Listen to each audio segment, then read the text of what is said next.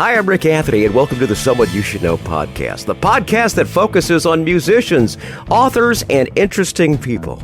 We like to say we're making a difference one artist at a time. So sit back, have a cold one, and get ready to meet someone you should know. By now, probably most of you know that I'm a retired Air Force announcer, and I have a soft spot for the brave men and women of our military. I always do what I can to help our veterans, and today's guest is also doing something like that as well.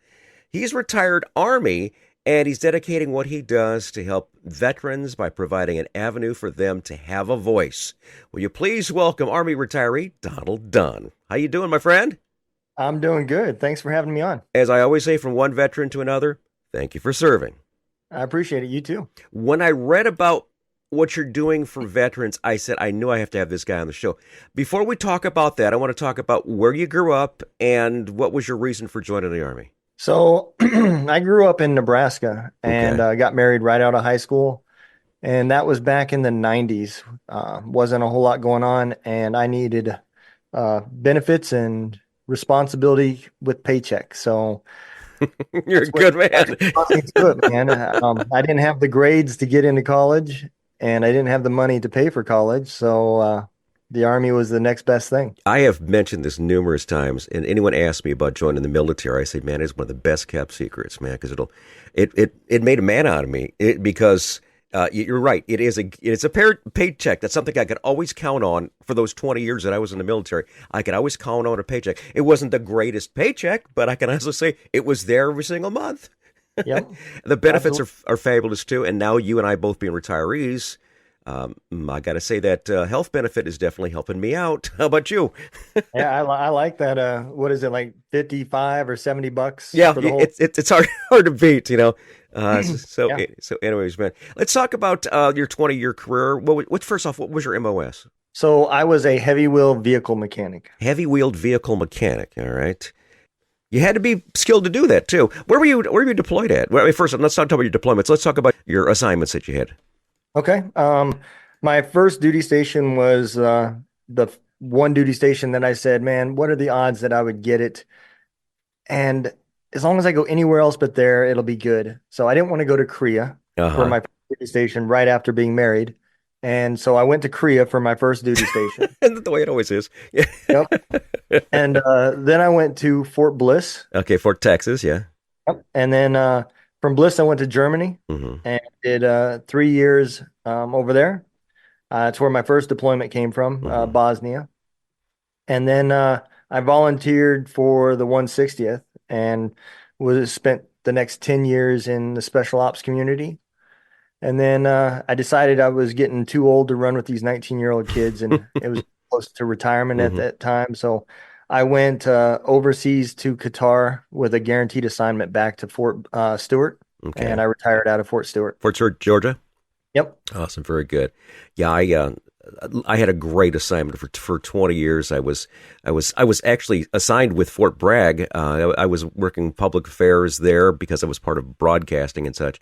And then I wound up going to Wright-Patterson in Dayton, Ohio, and then Peterson in Colorado Springs, then Anderson in Guam, then Travis in California. And I retired out of Scott Air Force Base in St. Louis in 1998. And man, I always say everything was the 20 years I did in the Air Force was some of the best times I ever had. I had some of the best people I've ever met.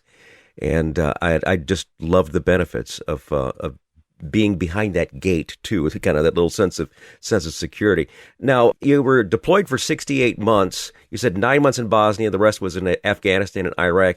And during the time when you were in special ops, you said it changed you because you came back with PTSD, right? So that is where most of it started from.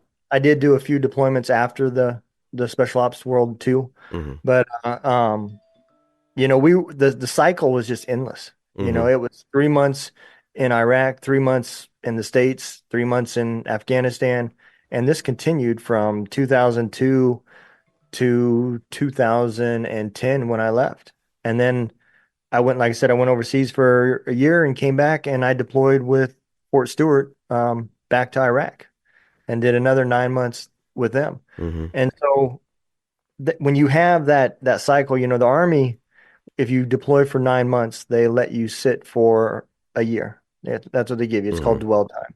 But if you ever touch the United States, that dwell time goes away. Oh my. And Okay. so 3 months over, 3 months back, well, no dwell time, and it never ends. It's continuous.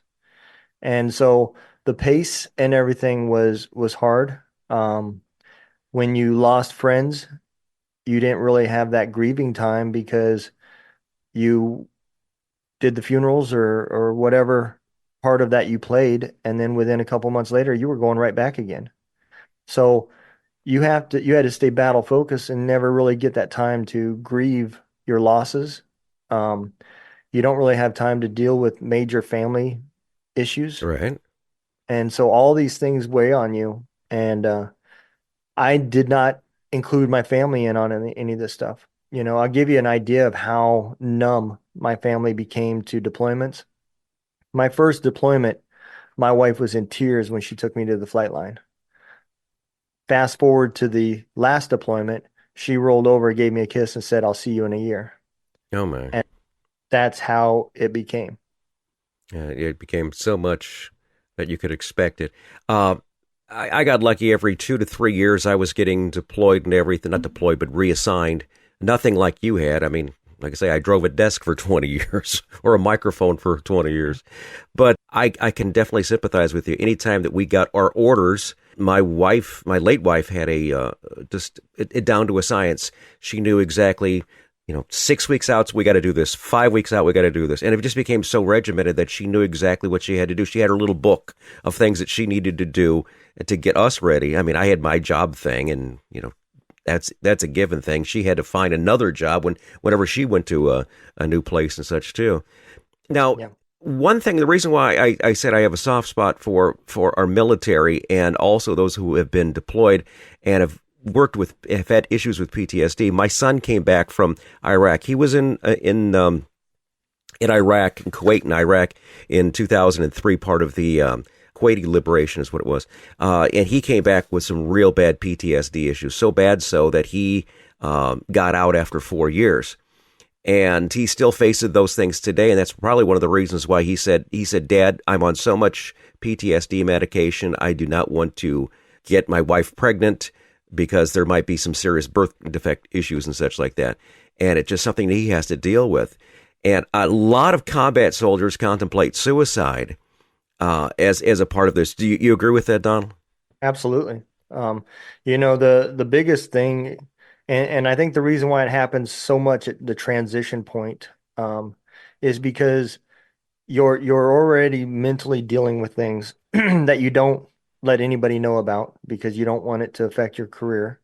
And then when you walk away, you learn real quick that your whole identity has been stripped away from you. Right. You Yes. went from being somebody that did something that was important, that was bigger than you, to, well, we can start you at minimum wage. You'll have to work your way up. Right. Exactly. Exactly. And there's not enough things for our veterans out there, as far as we've got so many hands in the pie and so many irons in the fire, that we forget about our veterans who really and truly, when they transition after their length of time, whenever they say goodbye to the military, when they stop hanging up their green suit, blue suit, whatever it might be, and actually coming back to civilian life, it is a transition. It is really something else. Like we started to say, combat soldiers contemplate suicide. There's the suicide prevention hotline. I don't know if you know about this.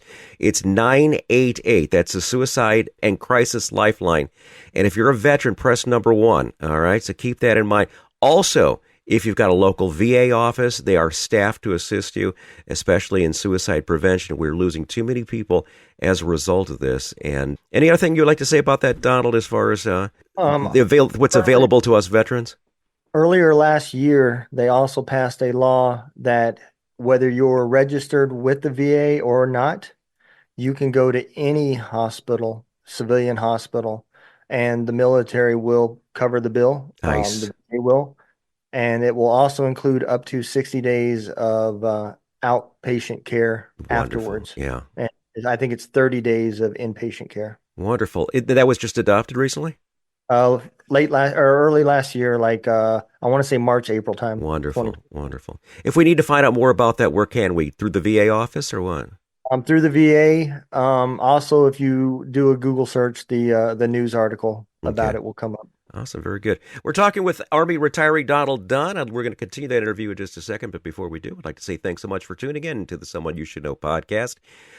Check us out on the World Wide Web, SomeoneYouShouldKnowPodcast.com. There you're going to find our recent news, our archive of past episodes, and a whole lot more. And if you happen to be visiting for the first time, we invite you to go ahead and leave us a review. Now, according to Buzzsprout, the service that shares us to all the streaming platforms, we're very, very blessed to reach over 2,000 cities worldwide in 85 countries. And since our guest did some time on some Army forts, we have Fort Myers, Florida, Fort Worth, Texas, Fort Wayne, Indiana, Fort Lauderdale, Florida, and Fort Smith, Arkansas. They didn't specify Fort Bragg or Fort Bliss or any of those. Yep. But thank you so much for tuning into the Someone You Should Know podcast, where it's heard wherever quality streaming audio is available. As we continue our interview now with Donald Dunn. Now, the main reason I wanted to have you on the show was to talk about these special podcast websites and programs that you've got dedicated to veterans. The first one I want to talk to is the title I absolutely love. Two Drunk Dudes in a Gun Room. Fabulous, fabulous title. Let's talk about that and what veterans and civilians alike will find when they tune in. So it's definitely, the name is one of those situations where you don't judge a book by the cover. Yeah, okay.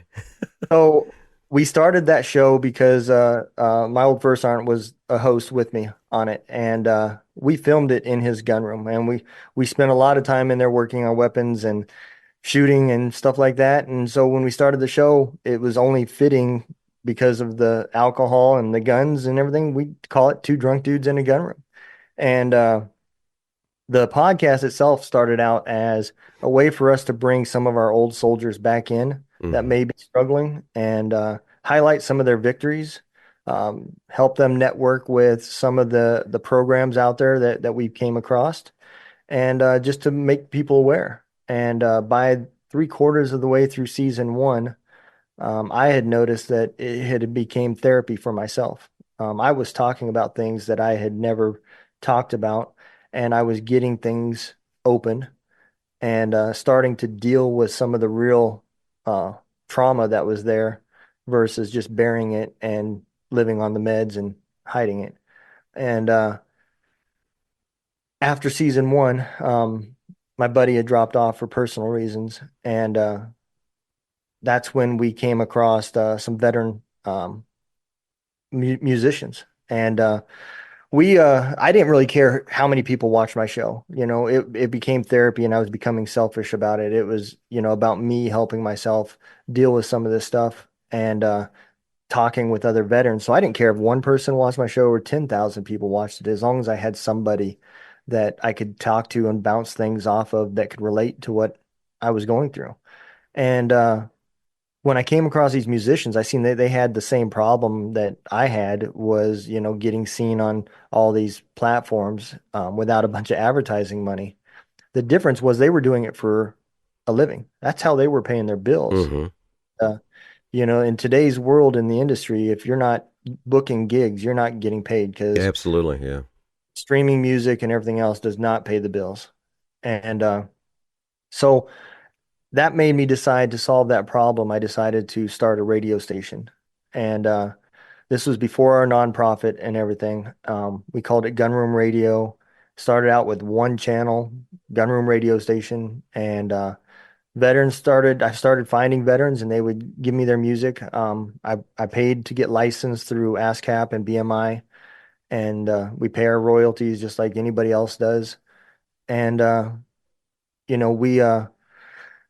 we grew to the point where we're now up to 4 channels. Nice. We have a country station, a vet mix station, a rock station, and a comedy channel for the stand-up comedians that are trying to do the same thing. We're probably just over 100 artists and probably 1,000 songs. And so it's grown quite a bit. And then I kind of took a step back and looked at it and realized that all this really is a form of media. And it's a way that people are using media to express themselves and to get stuff off their chest, whether they realize it or not. And so that's when the nonprofit Heroes Voice Media Foundation came about. We started a podcasting project called Military United Podcast Streams. to help people continue to podcast, to help them get over that hump so they don't quit and start, going back to isolating themselves and not talking anymore. We bring in people that are subject matter experts on these industries and have them talk and do webinars about, public speaking and the business and how to improve your stats and just anything to give them those quick wins so that they keep doing it until they find whatever it is that they need to really get their therapy going. Hmm. For me, that came in the end of season 2. I found a support group called the Warriors Way Mindset, and it's not a nonprofit, it's a for-profit program, but it was amazing. I mean, I really was able to deal with the individual traumas and the side effects that had came from PTSD to help me deal with my anger and depression and everything else that was going on with me. Um, and that's what I hope that some of these other podcasters find is those types of things. Hmm. So we also are starting the third program, which is called Words from a Warrior. It's still in the process of being rolled out, but it's for authors, bloggers, and magazine article writers. This is very similar to what I'm doing because the Someone You Should Know podcast is not, this is dedicated to these individuals who will never get airtime on the radio. These are Absolutely. individuals who are highly skilled and deserve to have a voice. And matter of fact, I'm going to offer this to you. I'd like to partner with you to have some of your musicians featured on my show to also get their word out. And all same thing with your authors. So if you would make a note to Absolutely. have them get in touch. Maybe you can kind of, work as brokering them over my way. There's absolutely no fees associated with it. And it's just one veteran helping other veterans. And I'm always looking for new music as far as that goes. But I would like to partner with you to help spread the word. It's great therapy. You're absolutely right. I have to say, you hit the nail on the head when you talk about you're working things out, your PTSD issues, and by opening up and talking about it, it's a great thing. This is great therapy for me also in the sense that I retired from radio after 44 years, and this keeps me from asking for my old job back. It's just one of those one of those things where I get a chance to do something, meet wonderful people around the world, and do something that I feel is really meaningful. So let's go ahead and start working together and see if we can go ahead and help some of your musician friends get some time on the Someone You Should Know podcast and go from there. Yeah, absolutely. Whenever I get off any of the podcasts that I think that can help the people, I definitely will unite. Yeah, just tell your friends, say Donald sent me or Donald Dunn sent me or whatever like that, and we'll go ahead and start scheduling them as far as that goes. In your 20 years in the military, you've had some struggles and such. What were some of your favorite moments of some of your favorite assignments? So the 160th is definitely my favorite. A lot of things happened there, but some of the funniest stories happened actually towards the end of my career. Okay. I had a soldier that did not want to be in the military. He actually had to interview with the company commander. Mm-hmm. The company commander asked him, he said, Private Thompson, why do you want to be in the military? He said, didn't even hesitate. Call of Duty, sir. And the commander said, well, I get that. Felt that sense of urgency. You wanted to do something for your country. Your family probably looked at it too. And he said, had this dumb look. And I said, sir, I think he's talking about the video game. And he goes, yes, sir. I'm talking about a video game, but Oh it's not God! like that. So I want to be chaptered. Don't. Okay, that one that you got me on that one. That's all right. Awesome. Very good. The question I have for you: how can my listeners help out? The biggest way that you can help us is by listening to the radio station. I mean, we need listeners, and the whole purpose is to get these guys' music out there and get them in front of people that are looking to have, festivals or they need a band or something like that to get them known and be thought of. There's a lot of VFW events and stuff like Mm-hmm. that. Yeah. And if people hear about the radio station and it starts to get played at some of these places, they'll have a place to start coming to get these veterans and book some gigs. And so that's one way. The other way is you can go to either website, heroesvoicemediafoundation.org, or you can go to my podcast website, twodrunkdudesinAgunroom.com, and you can donate. Those are the two main ways. You can listen to all the radio stations at gunroomradio.com. Just a matter of going to the website, click on the radio station you want to listen to, and hit play. We don't ask for any personal information. There's no accounts to set up. You just get to hear some awesome music from some awesome veterans. Awesome. Very good. I'm so glad we got a chance to connect on this because, like I say, being a veteran myself, I'm always out to help the veterans. And anytime I'm happen to be at Walmart or at a restaurant or whatever, and I see someone who's got a veteran cap on, I got to say, from one veteran to another, thank you for serving. It makes no difference. And they always give me a kid. He says, oh, you're Air Force. You're I just wanted to dispel one rumor on those photos that show the Air Force MRE with the steak and the potato. Just want to let you know, we did not get blue cheese. I just want you to know. We had to suffer right along the rest with you with ranch dressing, okay? Was there something else that you'd like to share with our listeners that we haven't already mentioned, Donald? No, those are the main things. Absolutely, we can always use people to. If you go to Military United podcast streams on Facebook, that is where all of the podcasters are podcasting. If you have Roku, there is one thing I forgot. If you have Roku, we have just recently started our Roku channel. So there's a stand-up comedy channel. There's a music video. We call it MMTV, Military Music Television. I love it. This is great. And it's all about the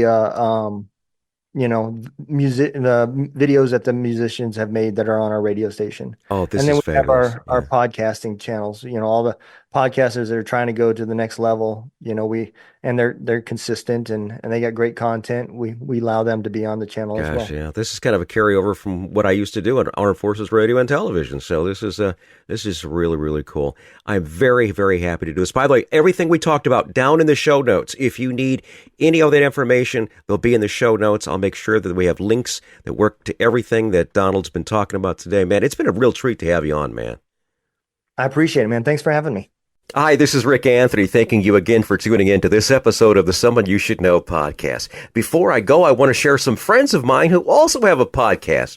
Give them a listen, and I invite you to check us out next time right here on the Someone You Should Know podcast. All right, here's my friends right now from the Rock and Roll Chicago podcast. Hey, everybody, it's Ray the Roadie. And this is Hollywood Mike with the Rock and Roll Chicago podcast, coming to you from the Illinois Rock and Roll Museum on Route 66 in Joliet, Illinois. Where once a week we are interviewing local musicians and singer-songwriters, and the podcast itself covers a wide range of topics, including, but not limited to, the history of rock and roll in Chicago, the current state of the scene, and the challenges and opportunities facing musicians today. So join us every Tuesday for a new exciting episode of the Rock and Roll Chicago podcast.